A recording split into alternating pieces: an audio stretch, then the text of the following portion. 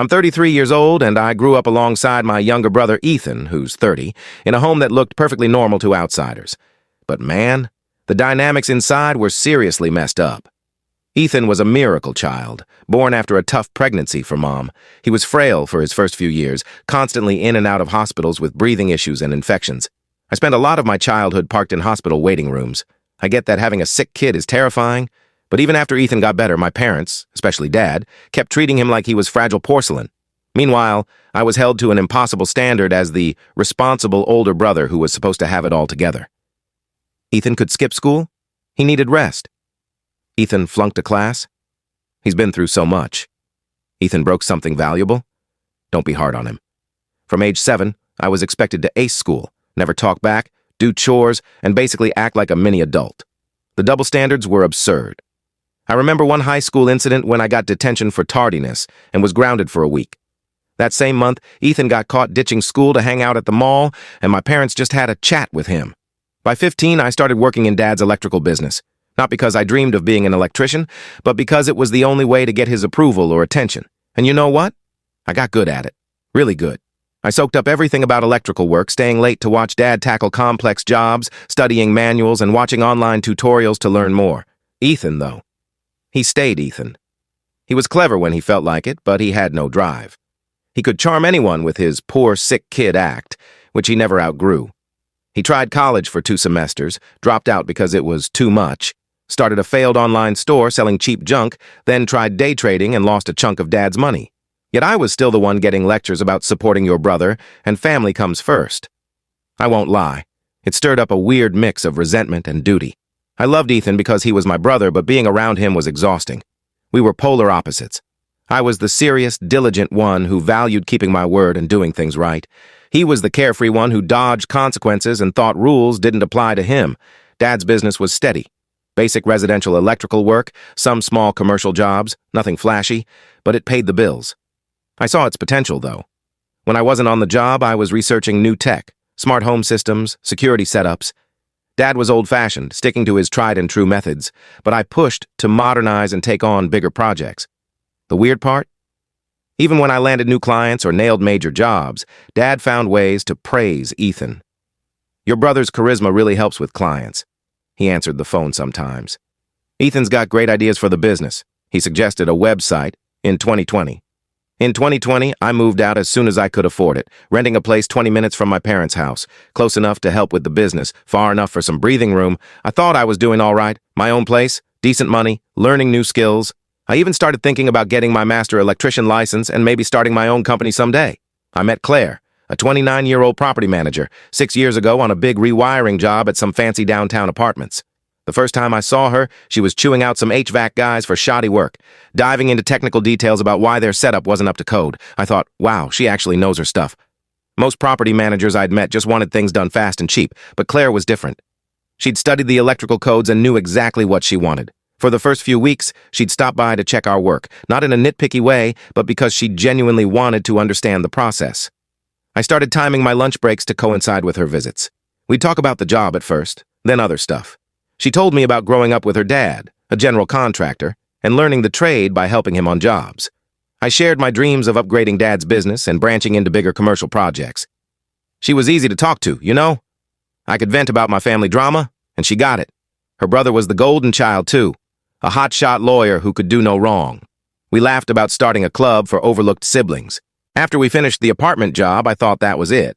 But a week later, she called the office about an urgent electrical issue at her place. Dad sent me to handle it. Turns out there was no issue. She just wanted to see me again. I gotta say, that was a smooth move. We started dating after that. Claire was different from other women I'd been with. She didn't play games or expect me to guess her thoughts. If something bugged her, she'd say it. If she was happy, you'd know. She was genuinely into my work, too. She'd quiz me for my licensing exams and started helping with the business side of things. Within a year, she'd overhauled our scheduling, digitized our invoicing, and started using proper contracts instead of Dad's handwritten quotes. Dad wasn't thrilled at first. He loved his paper system, but even he had to admit the business ran smoother. I finally felt like I was building something real. We moved in together after 2 years and started talking about marriage, maybe kids someday. Claire would joke about our future kids becoming electricians and taking over the family business. I thought I had it all figured out. My family liked her at first. Mom kept inviting us over for dinner, asking Claire for tech help or advice on home upgrades. Even Dad warmed up once he saw how much she was growing the business. We were landing bigger contracts, doing more commercial work, and building a solid reputation. Claire even got along with Ethan. When I'd get frustrated with his latest flop, she'd defend him, saying I should try to see his perspective, how being sick as a kid might have shaped him. Looking back, that should have been a warning sign, but when you trust someone completely, you ignore the red flags. We got engaged after 4 years together. Nothing fancy. I proposed at home after we wrapped a huge hospital rewiring project we'd been working on together. She'd stayed up late with me, poring over blueprints and coordinating with contractors. It felt right, like we were true partners. About a year ago, things shifted. Ethan had blown another chunk of Dad's money on a crypto trading scheme, came home broke, and Dad gave him a job in the office. Simple stuff, answering phones, filing, scheduling. Should have been easy, but Ethan always found a way to mess it up. Claire started spending more time at my parents' house, helping Mom with wedding plans and training Ethan on the business systems. I was out working long hours, so it seemed reasonable at the time. Then everything started unraveling. I noticed small changes about 8 months before it all fell apart. Nothing major, just things that didn't add up. Claire was at my parents' house more, saying she was teaching Ethan the new invoicing system or helping Mom with wedding stuff. I was working most days, saving for our future, planning the wedding, and thinking about buying a house. Then I noticed Claire changed her phone password. We'd always shared passwords, it wasn't a big deal, but she started acting weird about it, saying her banking app needed tighter security. I trusted her, so I let it slide. Ethan started acting different, too. He showed up to work wearing cologne and new clothes, suddenly punctual, totally unlike him. He'd been a slob before, sometimes wearing the same shirt 2 days in a row. Now he was volunteering to stay late and talking about learning the business. Claire started talking him up differently. Ethan's really getting the hang of scheduling, or your brother's actually pretty sharp when he tries. She'd snap at me when I complained about his screw-ups, even taking his side in family arguments. The office vibe got weird too. Linda, our receptionist of 15 years, was like a second mom to us. She started giving me these looks when Claire and Ethan worked late together, but when I asked what was up, she'd brush it off and change the topic. One day, I came back to the office early from a job because we ran out of supplies. Claire and Ethan were in the break room laughing over something. Nothing obviously wrong, but they both flinched when I walked in, like they'd been caught. Claire said they were reviewing invoices at 7 p.m. Sure. Claire stopped talking about our future. She used to be excited about wedding plans, browsing houses online, and joking about our future family, but she went quiet on all that. She said she was just stressed about work. The real red flag I missed was when she stopped visiting job sites. That used to be our thing. She'd bring lunch, we'd go over plans, solve problems together. Suddenly, she was too busy at the office with Ethan. At a big family dinner 6 months ago, Claire was off all night, barely talking, constantly checking her phone. Ethan kept making inside jokes with her. She laughed hard when he mentioned some crazy client at work, but when I asked what was so funny, they both said, "You had to be there." On the drive home, I finally brought it up. "You okay? You seem distant tonight." "Just tired. Work's been hectic." "Yeah, you and Ethan seem to be getting along great lately." She tensed but played it cool. "He's not as bad as you make him out to be. He's actually pretty funny when you get to know him." Funny enough to tune everyone else out at dinner? What's that supposed to mean? I can't have my own conversations now? Everything's about you? That threw me. Claire had never spoken to me like that. That's not what I meant. It just feels like something's changed. Maybe you're just paranoid. I'm sick of you always ragging on Ethan. He's trying. I got this sinking feeling, like something was seriously wrong, but I couldn't pinpoint it. She'd never defended Ethan like that before. Since when are you his cheerleader? Since I actually got to know him instead of listening to you trash him all the time. We drove home in silence. Looking back, the signs were screaming at me. The defensiveness, the phone secrecy, the inside jokes, her sudden admiration for Ethan. But you don't want to believe someone you trust could betray you, especially not with your own brother. I lay awake that night, watching her pretend to sleep, thinking, nah, I'm just overthinking it. The next few months were more of the same. Claire working late, Ethan suddenly interested in the business, and me, the idiot, working 12-hour days to save for a future while my brother was stealing my fiancée right under my nose. Then came the day it all exploded. It was a Tuesday. I remember because I was on a big warehouse rewiring job. Claire called at 2 p.m., sobbing so hard I could barely understand her. She said she needed to talk in person, that it was urgent. I thought something happened to her family.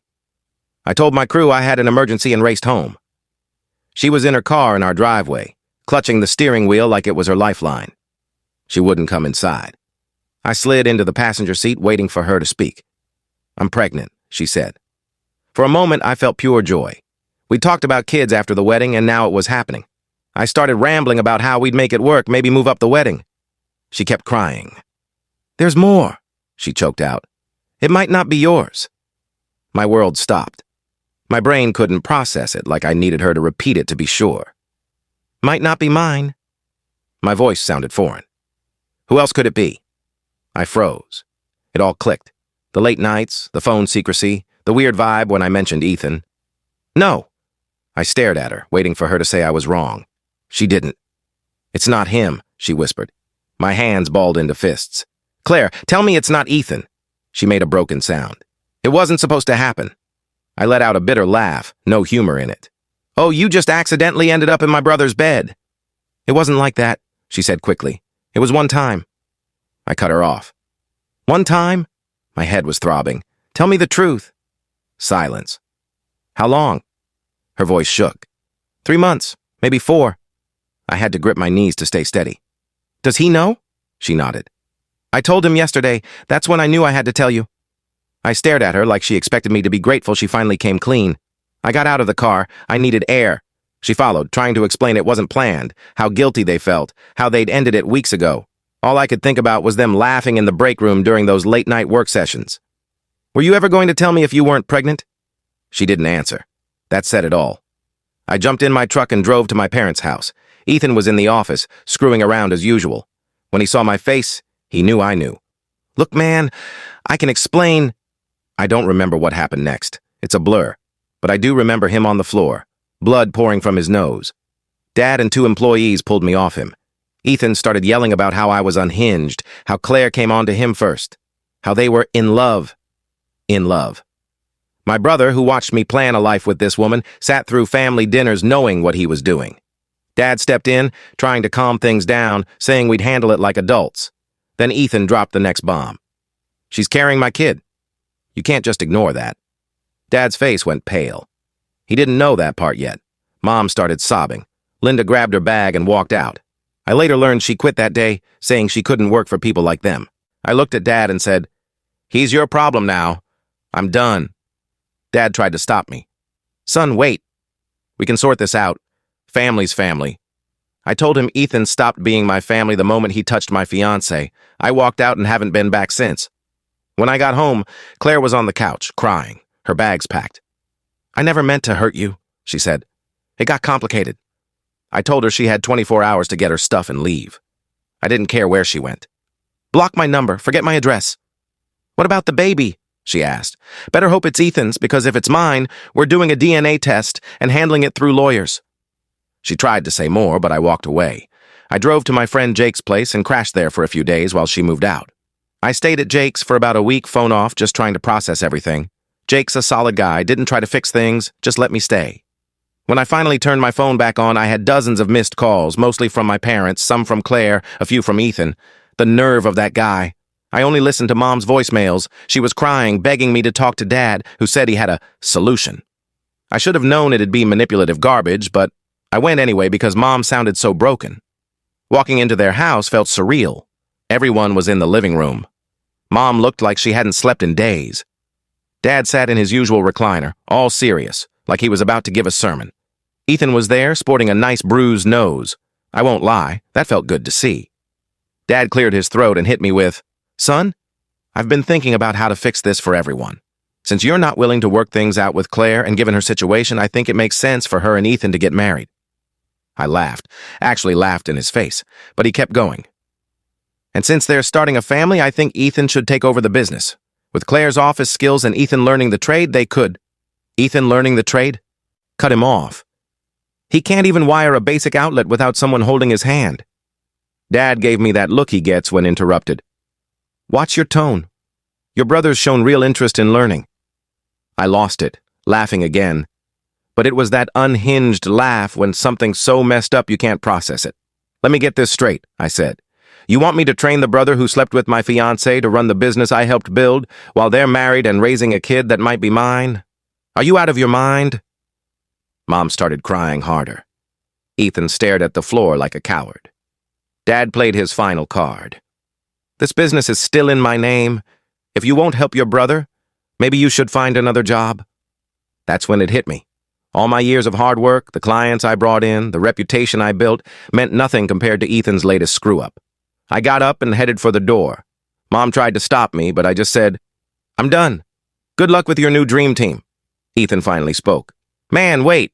I turned and said, "Call me man again, and I'll break more than your nose." Dad yelled about loyalty and second chances. I didn't look back. The next day, I started calling our major clients, ones I'd built relationships with, and told them I was leaving, recommending other reliable contractors. Dad called, furious, accusing me of sabotaging the business. I said I was just letting my clients know I wouldn't be handling their jobs anymore. If they didn't want to work with his new dream team, that wasn't my problem. Ethan and Claire actually went through with it. They got married at the courthouse 2 weeks later, like it was some romantic fairy tale instead of a betrayal. Dad even supported them, giving them a down payment for a house as a reward for their mess. Meanwhile, I was left picking up the pieces of everything I thought I knew. No apology, no real consequences, just the expectation that I'd move on while they played happy family. So I did. I took a job with a former competitor where my work was valued, not overshadowed. Better pay, real recognition, no family drama. I poured everything into starting fresh and building my own name. I even got my master electrician license, something Dad always said I wasn't ready for. Turns out I was more than ready. I just needed to step out of his shadow to prove it. For about 4 months, I heard little about the family business. Mom texted occasionally, but I asked her not to mention Ethan or Claire. I didn't need the stress. Then last week, Mom called at 11 p.m., sobbing, saying Dad needed to talk to me urgently. I almost hung up, but she sounded desperate. "Please," she begged. "We're about to lose everything." Curiosity got me, and I stayed on the line. Dad came on, and his voice was different, not his usual know-it-all tone. He sounded defeated. Turns out letting Ethan run the business was the disaster I'd predicted. He botched 3 major commercial jobs so badly that one client's threatening to sue for code violations. Basic stuff like wrong wiring gauges, missing grounds, and exposed junction boxes, the kind of mistakes that could burn a place down. And get this, instead of hiring qualified electricians, he made his college drinking buddy lead electrician. The guy's experience? Changing light bulbs in his apartment, no license, no skills, probably couldn't tell a multimeter from a hammer. Real professional setup. Then there's the money. Ethan let their liability insurance lapse. Imagine that. Running an electrical business without insurance. One accident, one fire, and they're done. But why bother with pesky things like insurance when you can pocket the cash? Because that's what he did, taking cash payments from clients and forgetting to log them. And the cherry on top? He took out multiple loans against the business without telling Dad. Big loans. And no one knows where the money went. Nothing in his accounts, nothing in investments, just gone. I'm guessing his new car and designer clothes might be a clue. It's almost impressive how he tanked everything in under 6 months. Dad built that business for 30 years, and Ethan nearly destroyed it in half a year. That's what you get when you hand a successful company to someone whose biggest achievement was winning beer pong in college. Dad found out when the insurance lapsed, and he dug into the books. Ethan had been hiding the mess by fudging the records, skills Claire taught him during those late-night work sessions. Most of their experienced crew quit. Ethan treated them like garbage, and paychecks started bouncing. Linda, our old receptionist, tried warning Dad about sketchy accounting months ago, but he wouldn't listen. Dad's voice shook as he told me this. Then he hit me with, "Son, I need you to come back. Help me fix this. We can make you majority owner, give you full control." I said I'd think about it. He got desperate. "Please, we're going to lose everything. The business, the house, everything I built. Your mom's not handling this." Then he played his last card. Ethan and Claire split up. She left last week, just vanished. Left a note saying not to contact her. The baby, we don't even know where she is. Ethan wasn't cut out to be a dad. My response? Not my problem anymore. Dad started with his usual guilt trip about family and loyalty. I cut him off. "Remember when I warned you not to give the business to Ethan? When I said he'd ruin it? What did you say?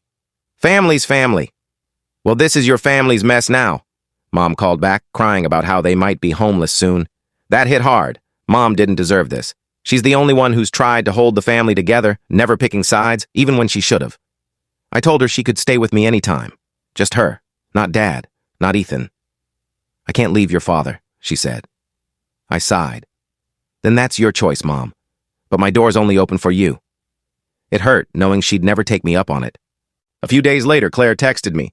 "I know I'm the last person you want to hear from, but I need help. The baby's yours. I got the test results. Ethan took all my money and ran. Please, I have nowhere else to go." I read it, stared at it, and put my phone down. Didn't reply. Won't. But damn, it sat in my gut like a rock, like a hit I saw coming but couldn't brace for. It should have meant something huge, but all I felt was exhaustion, like I'd finally climbed out of this mess only for it to try pulling me back in. For the first time, I didn't know what to do. Last night, Dad showed up at my place unannounced, standing there when I got home from work. He looked rough, wearing an old jacket from my childhood, unshaven for weeks. He was driving Mom's beat-up Civic. Turns out they sold his truck to cover some business debts. "Can we talk?" he asked, not commanding like usual. He sounded drained. I let him in, partly to show him I was doing fine without him. My new place is nice. Got it after my latest promotion. Nothing crazy, but it's mine, earned on my own. He stood in my living room looking lost, like he didn't know how to talk to me without barking orders. Finally, he sat down and spilled everything. The business is dead. They're being sued by 2 commercial clients over Ethan's shoddy work. Most residential clients bailed after jobs were left half done. The bank's foreclosing on their house next month. "I should have listened to you," he said. The first time I've ever heard him admit he was wrong. I said it was nice to hear, but too late. Then he pulled out a folder with papers to transfer full ownership of the business to me, no strings attached. "You can save it," he said. "You always knew what you were doing. I was too stubborn to see it." Crazy thing. 6 months ago, this would have been my dream. Validation, control, Dad admitting I was right. But looking at those papers, I just asked, "What about Ethan?" Dad's face fell. Ethan drained their savings last week and vanished, leaving a note about finding himself. Classic Ethan. Make a mess, then run. "He's still your brother," Dad said quietly. "No," I said. "He stopped being my brother when he decided family meant nothing to him." Sound familiar? That hit him hard. Good. He started talking about how he'd help me rebuild, how we could be a real family again. I laughed. "Dad, you're not listening. I don't want the business. I don't want your help. I'm done. But this is your legacy too. Everything I built, you gave to Ethan, remember? You chose him even after he slept with my fiancée. Now you live with that choice." He tried the guilt trip again, about Mom's pain over the family falling apart. I repeated that she's welcome here anytime, just her. "She won't leave me," he said. "Then that's her choice, and living with the consequences of yours is yours." He sat there a long time before asking, "Where did I go wrong?" I wanted to unload. Years of favoritism, excusing Ethan's every mistake, throwing away someone who cared about the business for someone who treated it like an ATM. But what was the point? "You didn't go wrong, Dad. You got what you wanted. Ethan in charge. How's that working out?" He left soon after, looking 20 years older than when he arrived. Mom texted this morning. They're moving to her sister's in Ohio next month. Dad's looking for work there. She asked one last time if I'd consider helping them stay. I told her my offer stands. She can stay with me, but I'm done setting myself on fire to keep others warm. Claire's still texting about the baby. I told her to contact my lawyer. I haven't heard from Ethan, don't expect to.